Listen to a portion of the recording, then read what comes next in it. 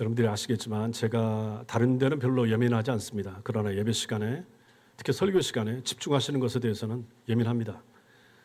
고개를 드시고 설교에 집중하셔야 되고. 여러분 혹시 법원에 가셔서 법정에 들어가신 적이 있습니까? 그런 데는 안 가는 것이 좋죠.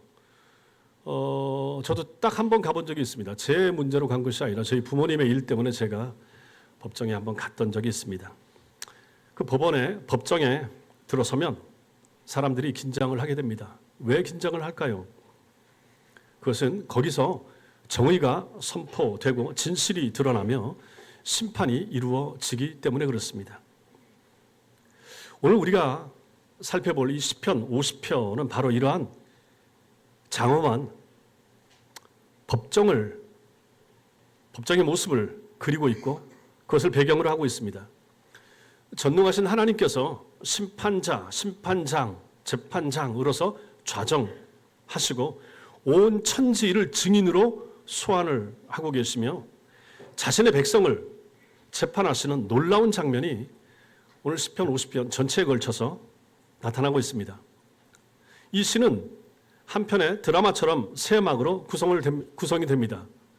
자막 띄워주시고 제1막, 2막, 3막 나눌 수 있는데 1절부터 6절까지 그리고 7절, 15절, 16절부터 23절까지 이렇게 셋으로 나누어서 이 말씀을 살펴볼 수 있습니다.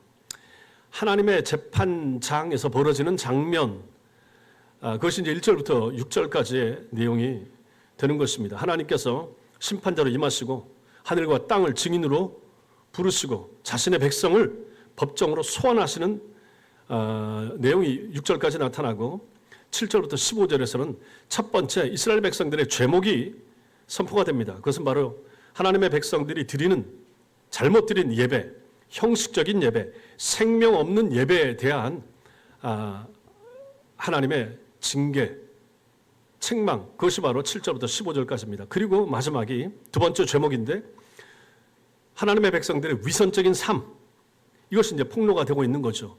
왜 말씀과 삶이 다른가에 대하여 폭로가 되는 것입니다. 이 장엄한 법정에서 하나님께서는 이스라엘 백성들에게 그리고 여러분과 저에게 무엇을 말씀하고자 하시는 것인가? 어렵지가 않습니다. 지금 본 것처럼 단순한 종교의식이나 형식적인 예배가 아닌 진실된 마음과 감사가 담긴 참된 예배를 하나님의 사람들은 하나님 앞에 예배 때마다 드려야 된다 하는 것을 여기서 말씀하시는 것입니다. 새해가 되고 한 달이 지나고 2월 달에 첫 번째 예배를 드리면서 저는 이 말씀을 준비를 합니다.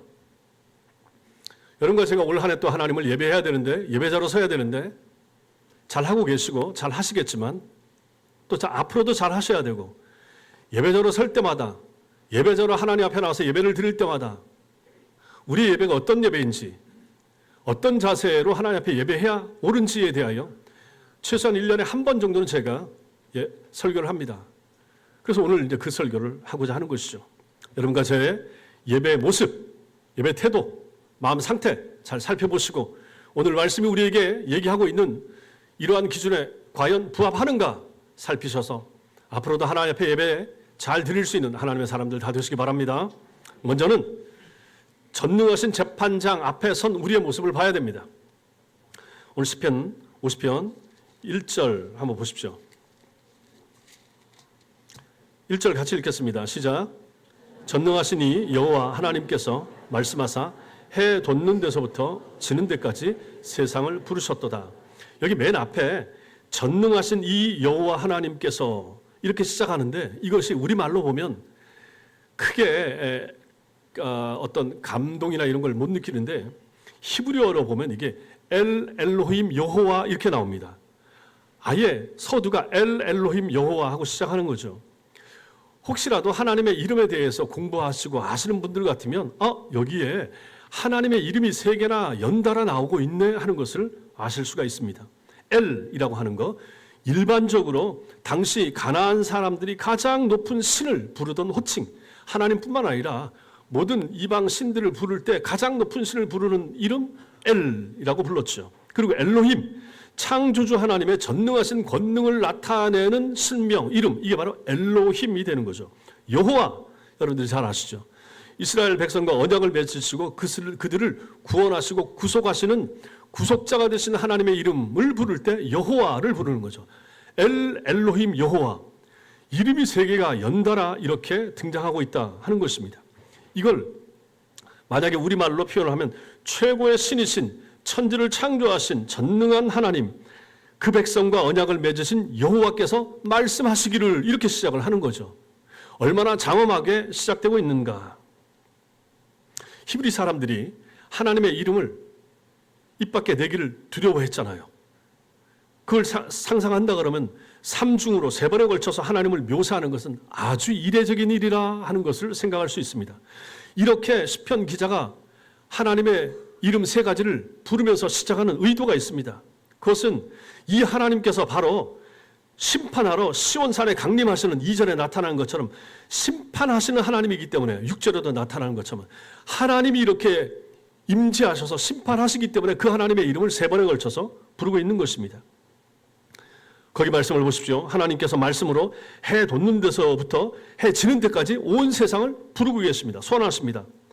세상은 4절에 보시면 위 하늘과 아래 땅 이렇게 표현되는데, 하나님께서는 온 세상을 지금 이 재판의 증인으로 부르고 계신 것입니다. 온 하늘과 땅이 인간들이, 하나님의 백성들이 행한 모든 죄악을 보았고 알고 있기 때문입니다. 이스라엘 백성들이 어떤 짓을 행했는지 이 온 세상이 알고 있기 때문에 그 온 세상을 증인으로 하나님은 부르시는 것입니다. 그 누구도 이 모든 세상 앞에서 자기의 죄를 부인하지 못할 것입니다. 그래서 2절과 3절, 2절과 3절 같이 읽겠습니다. 시작. 온전히 아름다운 시온에서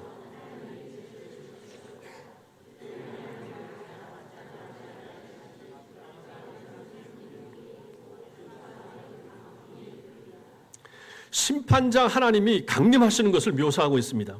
하나님이 빛과 불 그리고 광풍으로 임하십니다.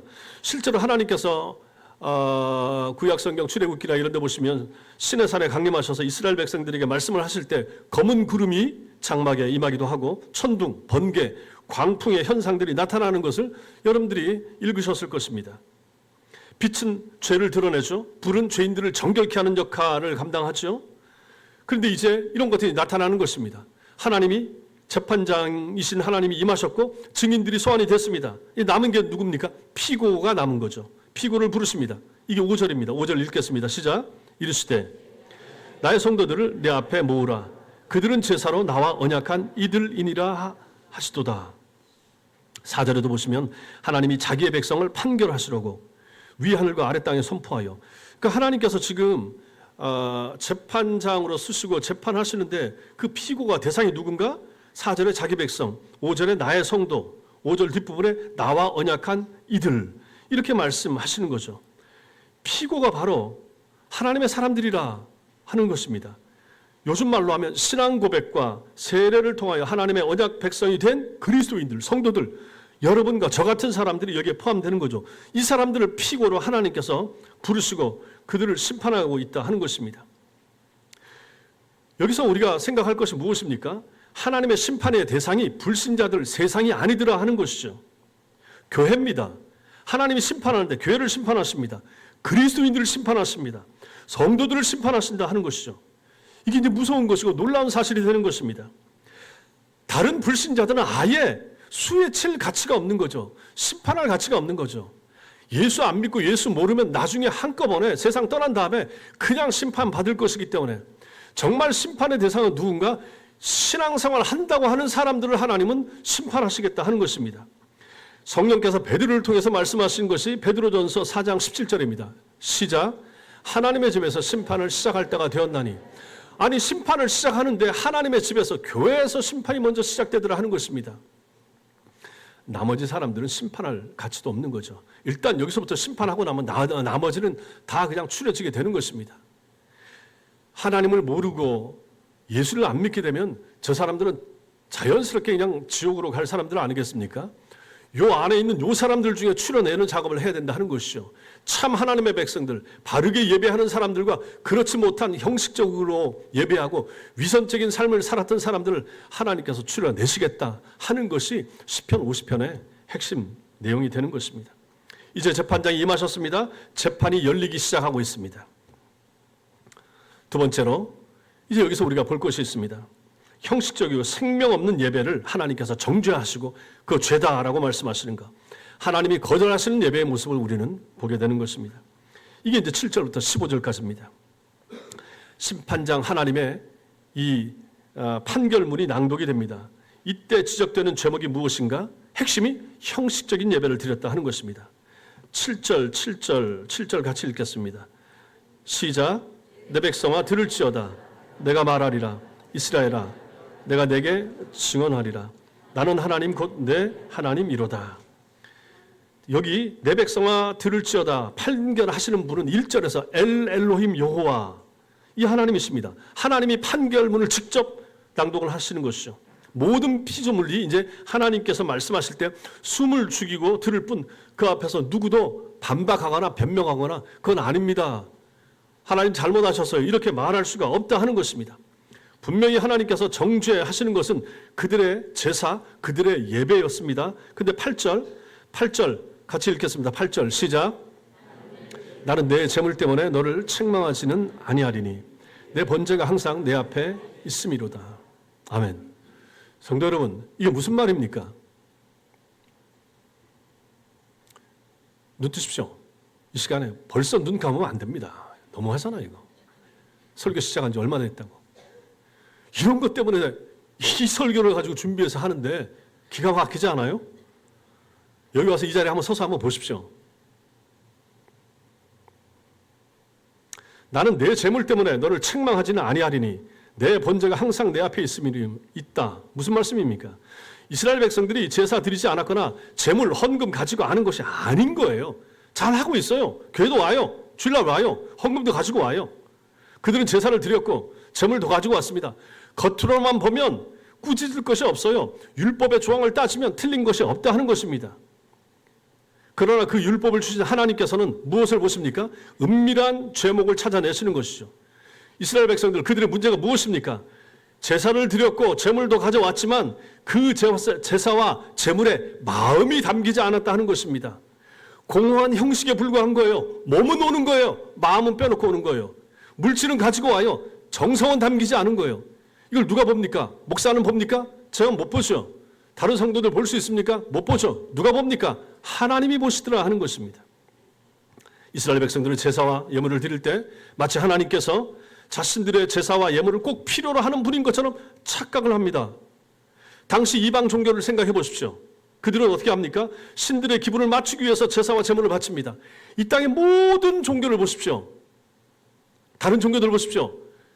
왜 절에 갈 때, 왜 다른 신들 할 때 갈 때 빈손으로 안 가잖아요. 뭔가를 바치잖아요. 뭐 교회도 마찬가지입니다. 그러나 없으면 못 가져올 수도 있는 거죠. 상관없어요. 마음이 중요합니다. 내 마음만. 돈은 없어도 괜찮을 수 있어요. 다른 모든 종교들 보십시오.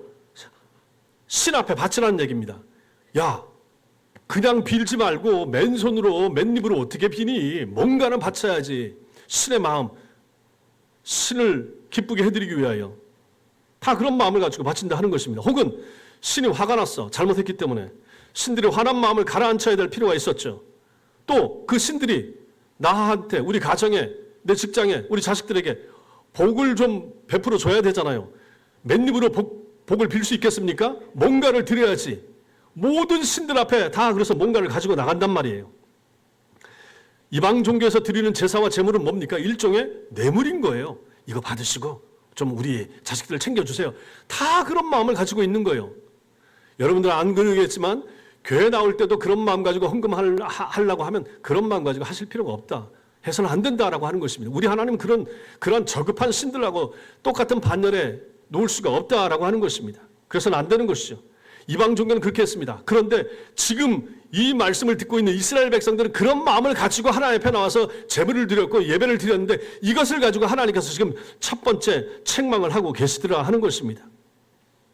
겉으로는 그들은 훌륭한 제사를 드렸을 테지만 이러한 마음으로 드린 제사와 제물은 결국 하나님 마음을 오히려 상하게 해드린 거죠. 하나님을 모독하는 것이 되는 거죠. 일반 잡신들 수준의 하나님을 놓는 거니까 하나님 보시기에 이거 얼마나 마음 상하는 일이겠습니까? 성도 여러분, 이 말씀을 여러분과 저와 우리한테 한번 적용을 해보십시오. 그렇다면 하나님이 이렇게 말씀하실 거예요. 나는 네 헌금 때문에 너를 책망하지 않겠다. 그러나 문제는 네가 나한테 준다고 생각하는 것이며 네 헌금에는 감사가 없다는 것이라. 주님이 이러지 않겠습니까? 이것은 우리가 깊이 생각해 봐야 될 부분입니다. 여러분도 여러분이 드리는 헌금으로 이게 꼭 있어야 교회가 운영된다 생각하십니까? 생각을 잘 하셔야 됩니다. 여러분들이 저를 아시는 것처럼 우리 교회에서 헌금을 많이 강조하지 않습니다. 헌금 시간 주일 오전만 있습니다. 나머지 시간에 헌금을 안 하셔도 되고 상관이 없습니다. 강조 안 합니다. 뭐든지 마찬가지인 거죠. 주보에 이름을 낸다든지 이런 거 안 합니다. 하나님 앞에 여러분들이 하시면 된다 하는 것입니다. 근데 그 여러분들이 내는 돈이 꼭 있어야만 교회가 운영되는가? 여러분들이 헌금을 드려야만 꼭 목사 사례비를 줄 수가 있는 것인가? 그 생각을 하시면 안 된다라고 하는 것이죠. 그런 계산을 하면서 우리 교회가 돌아가는데 뭐가 필요하고 내 돈을 내 헌금 이거 없으면 교회가 되겠어? 이런 생각을 가지시면 안 된다라고 하는 것을 여기서 말씀하시는 것입니다. 여러분이 헌금을 해야만 하나님이 꼭 그 물질을 가지고 일을 하시는가? 그렇게 생각하시면 안 된다라고 하는 것이죠. 내가 드는 헌금으로 교회에 이것을 채우고 이것을 이룰 수가 있고 그런 마음을 가지고 헌금하는 것은 옳지 않다라고 하는 것을 말씀을 드리는 것입니다. 하나님께서는 이스라엘 백성들이 이런 마음과 생각들을 지적하는 거죠. 잘못된 거라고. 언제? 이 시대에, 이 시편 50편이 기록되던 그 시대에 하나님이 이렇게 말씀하시는 것입니다. 이스라엘 백성들 그 마음을 가지고 하는 거죠. 내가 드린 헌금 가지고 제사장도 먹을 것이고 내가 바친 거 가지고 성전도 고치고 이것저것 할 거니까 내 헌금, 내 물질 우습게 보면 안 됩니다. 이 마음을 가지고 헌금을 그 시대의 사람들이 했던 거죠. 이것을 가지고 하나님이 책망하고 계신 것입니다. 오늘날 성도들은 어떨 것인가? 이 시대의 성도들은 그런 마음 가지고 헌금 안 하는 사람들이 과연 몇이나 될 것인가? 우리는 이 말씀에 비춰봐야 되는 것입니다. 이런 생각 옳지 않습니다. 모든 면에서 우리에게 공급하시는 분 하나님이시다. 주시는 분은 하나님이십니다. 우린 누굽니까? 받는 사람입니다. 내가 가지고 있고 내가 교회에 바쳤으니까 내 것을 드린다고 생각하니까 여기서 문제가 발생하는 것입니다. 여러분이 받은 것 중에서 여러분 것이 성경적으로 따졌을 때 뭐가 있습니까? 생명 누가 줬습니까? 하나님께서. 오늘 살게 하신 거 누가 살게 하십니까? 하나님께서. 여러분이 가진 집, 차, 자녀들의 앞날, 직장 누가 준 겁니까? 누가 허락하신 것입니까? 여러분과 저의 불충과 모자람에도 불구하고 하나님께서는 우리가 기도하지 않은 것까지 채워주시고 살게 하시고 그게 하늘로부터 온 것인 줄 알지 못함에도 불구하고 하나님께서는 그것을 문제 삼지 아니하시고 제공하시고 살게 하시고 먹게 하시고 연휴를 지나게 하시고 휴가도 가게 하시고 해외여행도 다니게 하시고 그 돈들 그 건강 다 어디서 난 것입니까? 여러 가지 사건 사고 생기는 와중에도 나를 지켜주고 자녀들 지켜주고 결혼도 하게 하고 살게 하고 앞날을 계획하게 하고 진학도 하게 하고 누가 하게 하시는 것입니까? 우리는 다 남편이 내가 돈 벌어서 한다고 하지만 근본적으로 성경적으로 따지면 누가 하게 하는 것입니까? 대답해 보세요. 누구 때문에 사는 것입니까? 여러분의 모든 소유가 하나님의 것입니다. 그 중에서 여러분들이 하나님 앞에 내는 거예요. 이걸 가지고 목에 힘줄 수 있겠습니까? 내가 내는 거 가지고 교회가 돌아간다는 생각을 왜 합니까? 안 해도 하나님은 하신다라고 하는 것을 이 뒷부분에서 설명하실 거예요. 눈에 보이기는 그런 것 같잖아요. 교회가 무슨 하늘에서 돈이 떨어져서 교회가 운영이 됩니까? 다 성도들이 내는 거 가지고 교회가 운영되고 목사 월급도 주고 다 한다고 생각하시지 않습니까?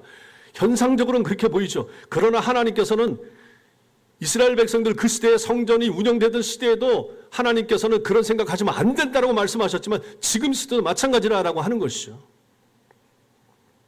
9절에서 보십시오. 9절 같이 읽겠습니다. 시작. 내가 내 집에서 수소나 내 우리에서 숫염소를 가져가지 아니하리니 하나님께서 좀 더 구체적으로 책망하시는 것입니다. 이 말씀이 뭡니까? 하나님께서 비꼬는 투로 지금 말씀하시는 거예요. 이스라엘 백성들이 아마 입을 벌려서 이렇게 떠벌리면서 했던 것. 내가 내 집에서 이번에 하나님 앞에 수소를 바쳤어. 아니면 내 우리에서 숫염소를 하나님께 제물로 바쳤지 뭐야. 하나님께서 기뻐하실 거야. 우리 제사장님도 좋아하시더라고. 이 생각을 하면서 바쳤다 하는 것입니다. 이게 뭡니까? 자기 의의를 드러내는 거죠. 헌금하면서 물질 바치면서 당연히 바쳐야 마땅한 건데 그걸 바치면서 생색을 내는 거죠. 자기 의의를 드러내는 거죠. 내 이름 좀 알아주세요. 제사장님 내 이름 좀 기억해 주세요. 다른 사람 잘 안 바치는데 황소를 바치는 거 쉽지 않은데 내가 바칩니다. 이거 좀 기억해 주세요. 이 마음 가지고 바치고 있다. 그랬더니 하나님께서 9절처럼 말씀하시는 거예요. 내가 내 집에서 수소나 내 우리에서 순염소를 가져가지 아니하리니 실제로 이 백성들이 바쳤음에도 불구하고 하나님께서는 내가 그거 안 가져갔어 말씀하시고 있는 거예요. 10절부터 12절 같이 읽겠습니다. 시작. 이는 삼림의 짐승들과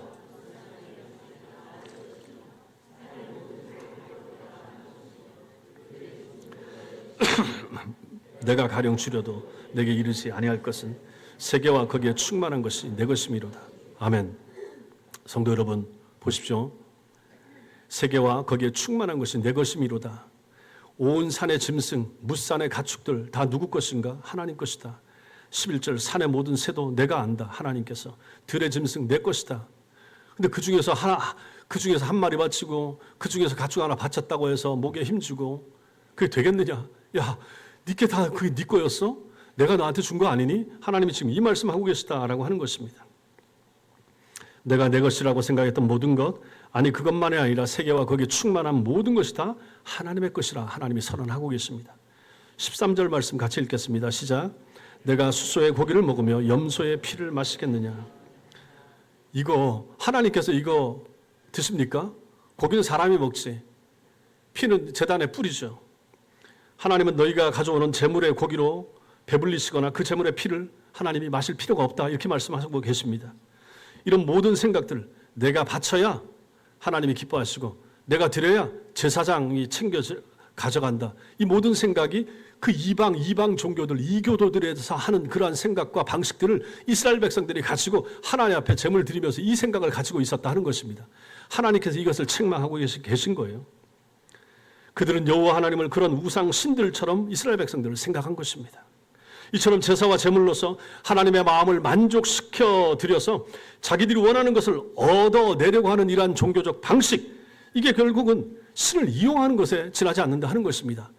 이방 모든 종교한테 이 종교들이 신 앞에 뭐 물질을 드리는 이유가 무엇입니까? 신 좋게 하려고 합니까? 자기 때문에 하는 거잖아요. 자기 자식이 복받으려고 하는 거잖아요. 모든 이 땅에 있는 종교들이 다 마찬가지 아닙니까? 그 신의 힘을 빌려서 건강하길, 그 신의 힘을 빌려서 평안하기를, 문제 없기를, 그 신의 힘을 빌려서 다른 악귀나 이런 것이 들어오는 것을 좀 막아주기를. 그래서 뭔가를 맨입으로 하면 안 되니까 뭔가를 바치고 드리고자 하고 돈을 찔러놓고 기와장 밑에 돈을 집어넣고 하는 일이 지금도 벌어지고 있다 하는 것입니다. 그런데 그런 마음을 가지고 교회에 와서 그런 마음을 가지고 하나님 앞에 헌금을 하려고 하는가? 나는 그런 신이 아니야 라고 하나님이 직접 여기서 말씀하시는 것입니다. 14절에서 그래서 이제 하나님께서 참된 예배가 무엇인지를 가르치십니다. 14절 시작. 감사로 하나님께 제사를 드리며 지존하신 이에게 서원을 갚으며. 제사는, 예배는 믿음을 드러내는 수단이고 방편입니다. 여러분들이 드리는 예배가 여러분의 신앙의 수준인 거예요. 여러분의 예배 태도가 여러분의 신앙의 수준인 것입니다. 그러므로 사실 제가 여러분을 향해서 졸지 마세요, 뭐 하지 마세요 말할 필요가 없는 거예요. 그 수준에서 그 정도밖에 못하는 걸 뭐 어쩌겠습니까? 안타까운 거죠. 또 신앙이 있으면 좋아질 것이고 처음부터 어떻게 잘할 수 있겠습니까? 뭐 저도 옛날에 마찬가지고 졸고 했으니까. 그러나 시간이 지나고 10년, 20년 신앙생활을 잘하고 하면 하나님 앞에서 바른 태도와 예배로 예배를 드려야 되는 거죠. 처음 오고 잘 모르고 아직 구원의 확신도 없고 믿음이 없으면 예배가 어렵죠. 힘들죠. 딱딱하죠. 그럼 졸 수 있죠. 그럼 끝나길 기다리게 되죠. 그건 문제가 안 됩니다. 제가 안타까워하는 것은 그러지 않아야 될 사람들이 그럴 때 답답한 거죠. 몇 년째 예수를 믿고 있는데 예배 드린 것만 해도 지금 30년 되고 50년 된 거 아니겠습니까? 전 그걸 못 참겠는 거예요. 저와 같이 예배를 드리면서 목사가 도대체 어떻게 가르쳤길래 예배 태도가 저러냐고 나중에 하나님께서 저한테 책임 물으면 제가 할 말이 없잖아요. 제가 저를 하나님 앞에서 디펜스하기 위해서라도 저는 이런 잔소리를 안 할 수가 없는데 하여튼 예배 분위기 안 깨기 위해서 이거 하지 말아야 되고 조심해야 됩니다. 그러나 여러분들이 하나님 앞에서 정신을 바짝 차리셔야 됩니다. 감사로 하나님께 제사를 드리며 라는 말씀은 그 믿음이 감사로서 표현되는 것을 보여주는 것입니다. 구약시대의 감사의 제사는 화목제와 함께 공중 앞에서 하나님의 은혜를 인정하거나 찬양하는 성전 예배 행위의 중요한 하나였습니다. 어쩌면 이런 것은 오늘날로 보면 하나님 앞에 11조와 주정헌금 같은 기본적인 헌금 외에 하나님께서 베풀어 주신 은혜를 생각하고 응답하신 축복에 감사하면서 드리는 감사 헌금과 같은 것이라 이렇게 볼 수가 있을 것입니다. 가정 신방했을 때나 기업 신방했을 때나 아니면 생일 맞이했을 때 결혼 기념일 날 여러분들이 감사하면서 하는 거 마찬가지인 거죠. 그 헌금 드리는데 감사가 빠진 채 헌금할 사람은 없을 거 아니겠습니까? 그런 마음이 담겨야 된다라고 하는 것이죠. 15절 말씀, 15절 같이 읽겠습니다. 시작. 환난 날에 나를 부르라. 내가 너를 건지리니 내가 나를 영화롭게 하리로다. 이것은 우리에게 14절, 15절 그리고 23절 말씀은 잘 알려지고 중요한 말씀이 됩니다. 그래서 CCM으로도 만들어진 그런 구절이 되는 것이죠. 환난 날에 나를 부르라. 내가 너를 건지리니 내가 나를 영화롭게 하리로다. 여기 보시면 우리 신앙생활의 패턴이 세 가지가 딱 나옵니다. 간구, 응답, 감사. 간구, 응답, 감사. 환난 날에 나를 부르라. 간구죠. 내가 너를 건지리니 하나님의 응답. 내가 나를 영화롭게 하리로다. 하나님 앞에 감사하는 거죠. 그리스도인은 이런 패턴 안에서 살아가는 사람이 되는 것입니다. 14절 하반절에 지존하신 이에게 내 서원을 갚으며 이 서원을 갚는 거 이것도 감사하는 거죠. 감사하는 거. 이게 꼭 필요하더라 하는 것입니다. 따라서 감사의 예배, 감사의 제사 이게 참된 예배의 중요한 요소, 특징이라 하는 것을 알 수가 있죠.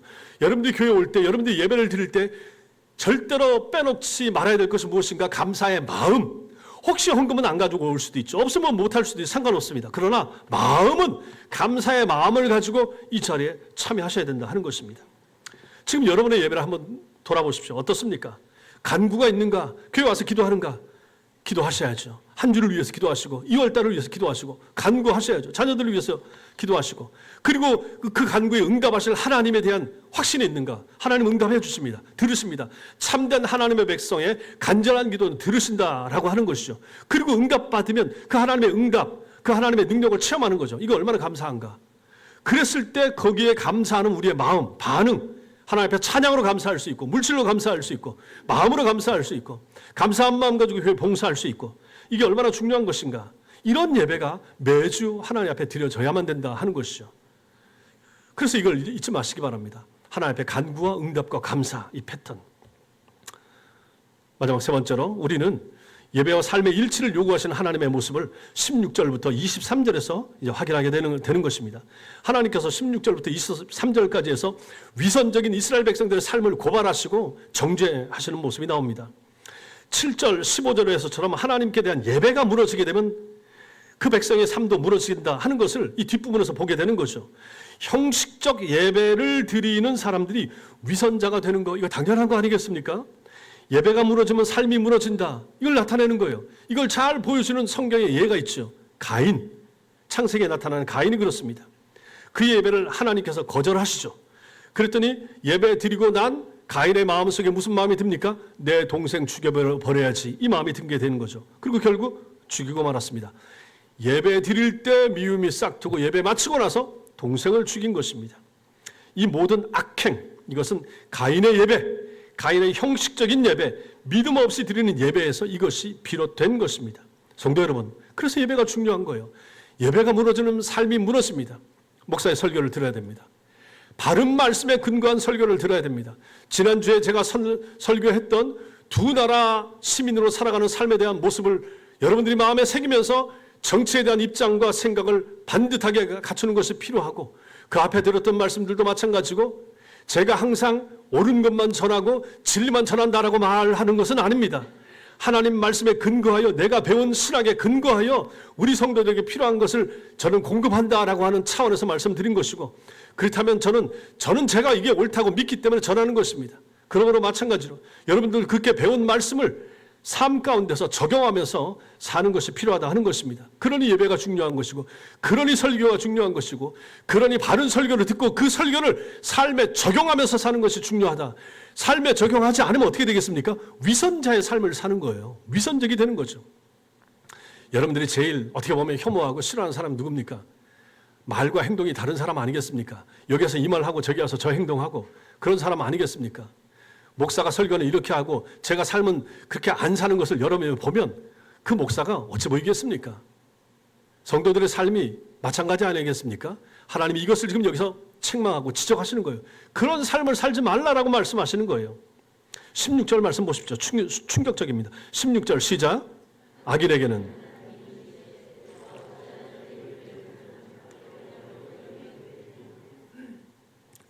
여기 악인하고 부르십니다. 이 악인이 누굽니까? 5절에서 나의 성도들이라고 불렀던 그런 무리들입니다. 이런 하나님의 백성들이죠. 예배 드리겠다고 왔던 사람들을 가지고 하나님께서 악인 이렇게 부르십니다. 경건치 않은 자들이고 하나님의 용서를 받지 못하고 정죄를 받게 되는 사람들입니다. 근데 하반절에 보면 16절 하반절에 보면 그 악인들이 누구냐? 하나님의 율례를 전하고 하나님의 언약을 입에 둔 사람들입니다. 이게 누굽니까? 선지자들일 수가 있다는 얘기죠. 요즘 같으면 누굽니까? 목사, 장로 이런 사람들이 되는 거죠. 그렇게 설교를 번듯하게 한다고 하고 말씀을 잘 안다고 하는 사람들을 하나님께서 악인이라고 말하면서 책망하고 정죄하고 계신 것입니다. 그들의 고백, 그들의 예배 참여 이 자체는 문제가 없습니다. 그들은 진리를 말할 수가 있고 어쩌면 목사가 뛰어난 설교를 할 수도 있습니다. 그런데 그들은 죄악을 행합니다. 말은 설교는 그렇게 행해놓고 삶은 엉망으로 살고 그들은 안 사는 사람들, 위선적인 선지자들, 위선적인 목사들, 말과 행동이 행실이 다른 그런 설교자들, 장로들, 직분자들 여기 다 책망하고 있는 거예요. 17절 같이 읽겠습니다. 17절 시작. 내가 교훈을 미워하고 내 말을 내 뒤로 던지며. 이것도 보십시오. 하나님의 교훈을 미워한다. 누가? 하나님의 사람들이. 누가? 앞에서 말씀 전한다고 하는 사람이. 그리고 내 말을 내 뒤로 던지며 하나님의 말씀을 내팽개치고 우습게 여기는 그런 모습, 등 뒤로 던지는 모습. 이들이 누굽니까? 위선자들입니다. 위선자입니다. 조심해야 됩니다. 저도 마찬가지고 여러분도 마찬가지고 세상 사람들이 신자들한테 싫어하는 마음을 갖게 되고 못 믿어 하는 게 뭡니까? 말과 행동이 다르다는 거 아니겠습니까? 교회에서는 분명히 좋은 걸 가르쳤을 텐데 설교자는 분명히 하나님 말씀을 가르쳤을 텐데 너는 왜 그렇게 살아? 너 왜 그대로 안 살아? 하는 거 아니겠습니까? 물론 우리 연약함이 있어요. 그대로 못 살겠지만은 어쨌든 이것은 하나님도 이것을 여기서 정죄하시고 책망하신다 하는 것입니다. 18절부터 20절 같이 읽겠습니다. 시작. 도둑을 본즉 그와 연합하고 가늠하는 자들과 동료가 되며 내 입을 악에게 내어주고 내 혀로 거짓을 꾸미며 앉아서 내 형제를 공박하며 내 어머니의 아들을 비방하는도다. 이들이 누굽니까? 신자들이에요. 예배자로 들어온 사람들이에요. 숫소를 바치고 수염소를 바친 사람들이 삶은 이렇게 살더라 하는 것입니다. 이걸 지금 누가 지금 하나하나 꼬집고 말하는 것입니까? 하나님이 말씀하시는 거예요. 선지자나 제사장이 이렇게 말하는 게 아닌 거예요. 하나님이 직접 이 죄목을 가지고 나열하고 계시더라 하는 것입니다. 여기에 한번 대입을 해보십시오. 10계명을 비추어서 그들의 악행을 더 구체적으로 고발하는 거 아니겠습니까? 여기에 나타나는 계명이 뭡니까? 7계명, 8계명, 9계명, 도둑질, 간음, 거짓 증거 이게 다 여기에 나타나잖아요. 도둑과 연합하는 모습도 여기에 나타나고 간음하는 자들과 친구이고 그럼 똑같은 간음하는 자들이 되는 것이고 입을 악에게 내어주고 혀로는 거짓을 꾸민다, 짜집게 한다, 거짓으로 거미줄 친다, 거짓말한다, 사기친다. 누가? 신자가. 왜 이렇게 할까요? 다른 사람을 넘어지게 하고 사로잡기 위해서. 그럼 이 일을 하는 이 사람 마음에 하나님이 있습니까? 없습니까? 없어요. 위에 하나님이 계신 걸 못 보는 거예요. 20절에 내 형제를 공박하며 어머니의 아들을 비방하고 교인들을 향하여 이렇게 비방하고 공박하고 거짓을 말하고 교인들 사이에 사기를 치고 이 사람들이 이런 일을 할 수 있는 이유가 무엇인가? 이토록 담대한가? 왜 그런가? 왜 그럴까요? 하나님의 심판이 당장 나타나지 않기 때문에 그렇습니다. 전도서 8장 말씀 시작. 악한 일에 관한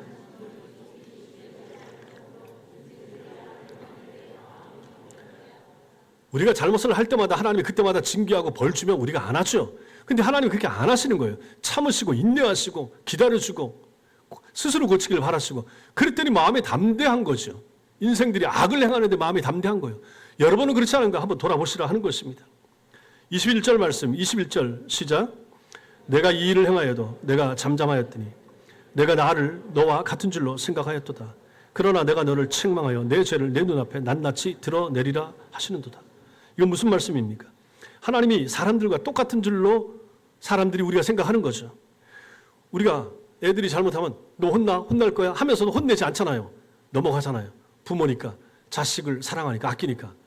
하나님이 우리가 잘못했음에도 불구하고 벌을 안 주고 넘어가니까 사람 부모하고 비슷하다 이렇게 생각하는 거죠. 그러니까 죄를 짓고 또 넘어가는 거죠. 하나님의 침묵이 하나님의 허용이라고 생각하는 거죠.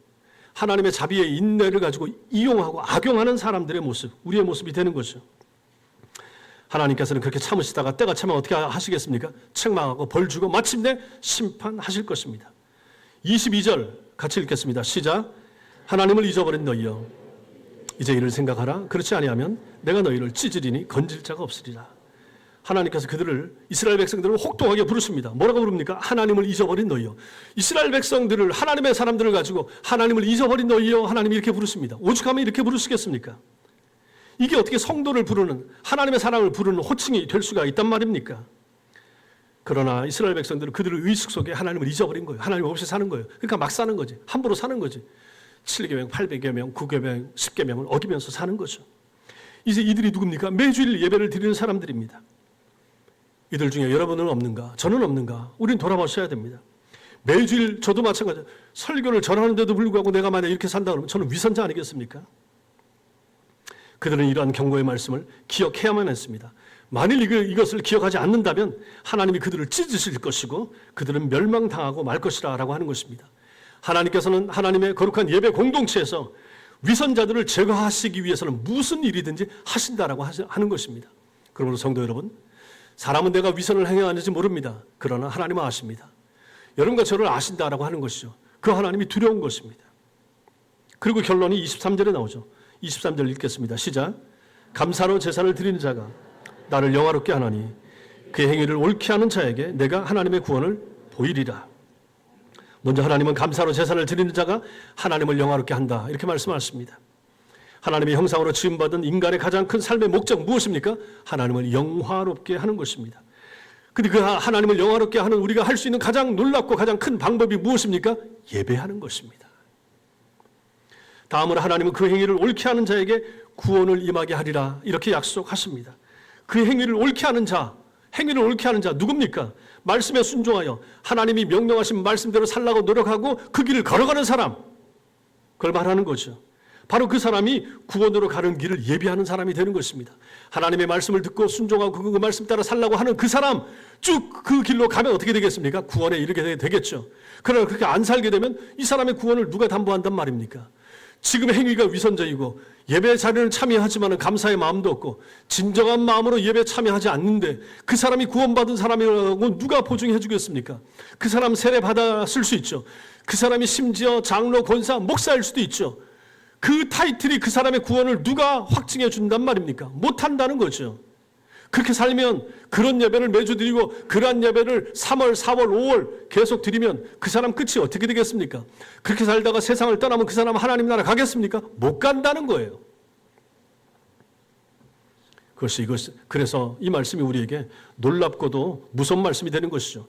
내가 하나님의 구원을 보이리라. 누구에게? 그 행위를 옳게 하는 자에게. 그 행위를 옳게 하는 사람이 누굽니까? 매주 하나님 앞에서 예배 행위를 옳게 하는 그 사람에게 하나님께서는 구원을 보증하시고 약속하시리라 라는 말씀입니다. 사랑하는 성도 여러분, 오늘 시편 50편을 통하여 우리는 하나님이 어떤 예배를 기뻐하시는가 하는 것을 배웠습니다. 형식적인 예배가 아닌 감사가 넘치는 예배입니다. 예배당 안에서의 모습과 일상에서의 삶이 일치하는 진정성 있는 예배, 이것을 하나님은 우리에게 원하십니다.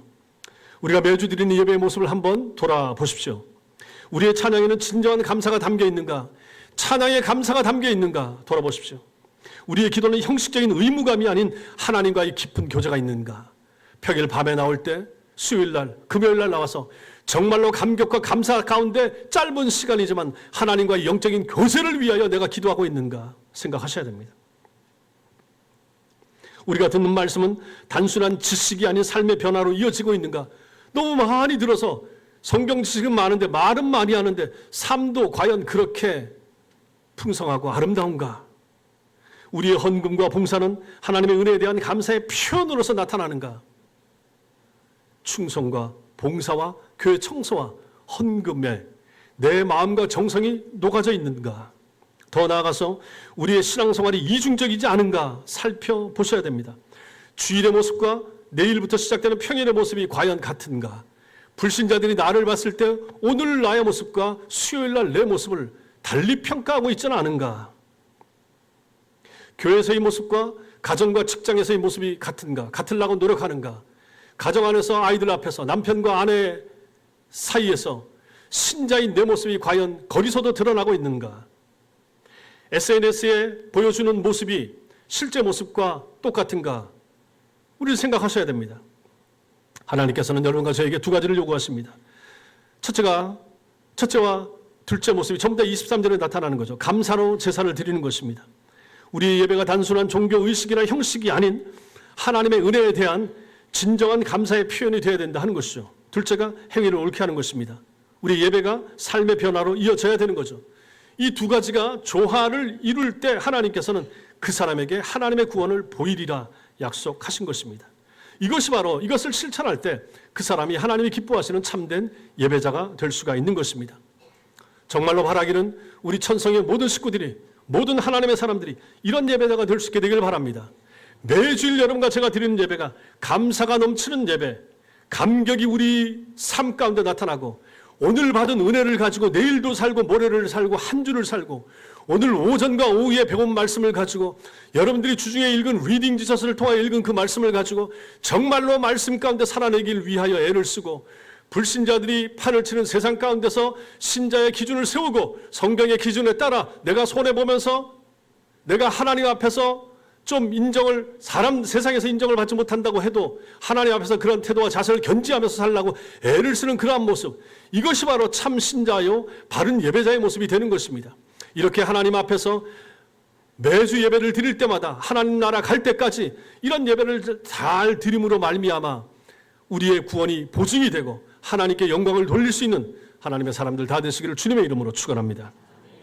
기도하겠습니다.